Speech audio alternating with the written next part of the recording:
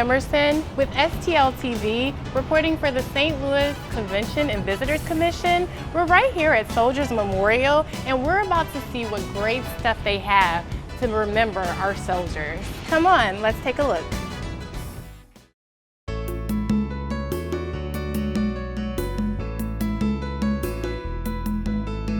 We've been open since 1938. Mayor Bernard Dickman, he opened Soldiers Memorial on Memorial Day 1938.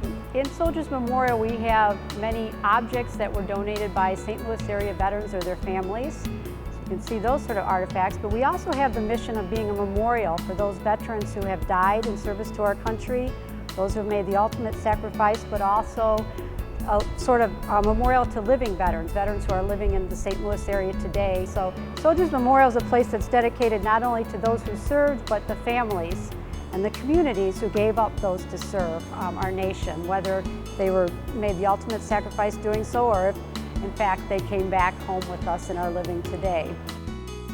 Across the street from us, so between Chestnut Street and Market Street, we have an area called the Court of Honor.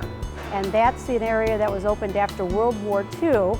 And in the Court of Honor area, we have memorials to World War II veterans who died, as well as veterans who died in the city of St. Louis in the Korean War and Vietnam as well. And soon we'll be adding another memorial, unfortunately, to those from the state of Missouri who were killed in Iraq or Afghanistan.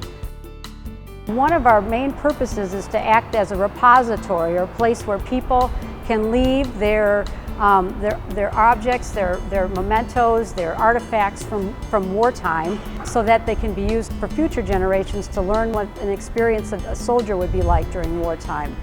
In addition to that, it's also about the home front. So things that were on the home front or used during the home front during times of war are also in the museum.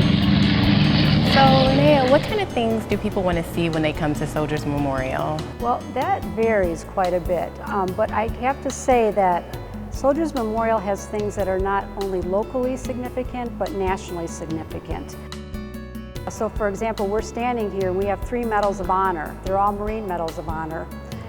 The one here, on my right here, was awarded to Fred Stockham, who saved the life of a man named Barrett Mattingly. So Jim Lohman, actually, he lives in Dogtown here in St. Louis, and here's his G-suit and his dress whites. His Distinguished Flying Cross is in the upper row towards the first one towards the button, and he's also a squadron mate, like I said, of Mark Kelly, who was a space shuttle commander on the last space shuttle mission.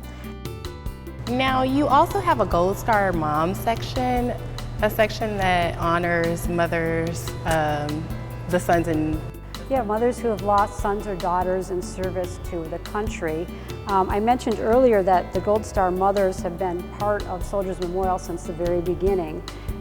When FDR came to St. Louis in 1936 to dedicate the site for the memorial, he gave his presidential address and then he handed off the presidential flag to the president of the local chapter of the Gold Star Mothers to hoist the first flag above Soldiers Memorial.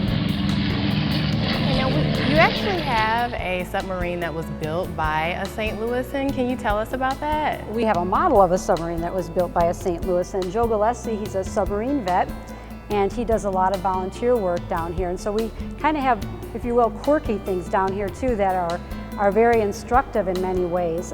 This is a model of the new USS Missouri, did to scale. And if you look up here on top, there's a little figure, and that's a man, and that's how big a human being would be to the real USS Missouri.